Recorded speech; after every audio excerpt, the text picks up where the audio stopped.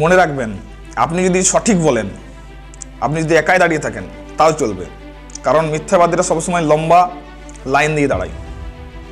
যখন বিধবা বিবাহ চালু হয়, ঠিক আছে, তখন 987 জন পক্ষে ছিল আর প্রায় 36,763 জন বিপক্ষে ছিল, কিন্তু শেষ তবে জয়টা কার হয়েছিল? সত্যের জয় হয়েছিল।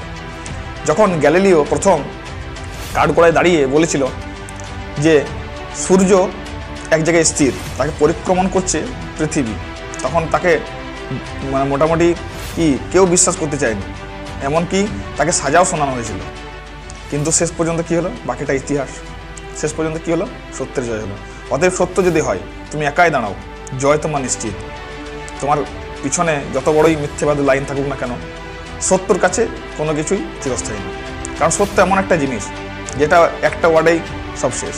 যদি তুমি মিথ্যা বলো, তো মিথ্যাটা ঢাকার জন্য আবার মিথ্যা বলতে হবে, সেই মিথ্যা ঢাকার জন্য আবার মিথ্যা বলতে হবে। কিন্তু তুমি যদি সত্যি বলো, তাহলে তুমি একবারেই জয় করে যাবে। অতএব সত্যের ক্ষয় নেই, শুধু সত্যের শুধু জয়। ঠিক আছে।